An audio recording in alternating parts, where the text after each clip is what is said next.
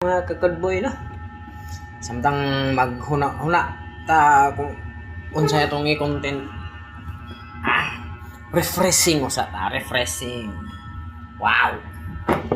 Ha, kabayo. Huna-huna ta. Unsay atong kuan ani? Content si Mayo. Matag dugay-dugay naman tang wala ka upload ani. Wa ta kabalo ani. Comment mo be kung unsay atong mayong i-upload. Shut sa.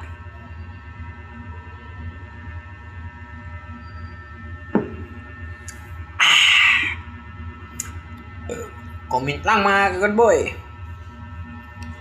Kung unsay atong mayong i-content para makapagpalipay ta ninyo.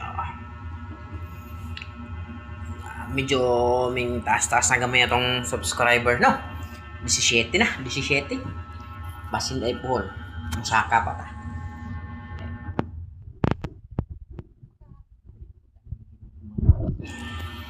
Alright mga ka-good boy. Amping. God bless.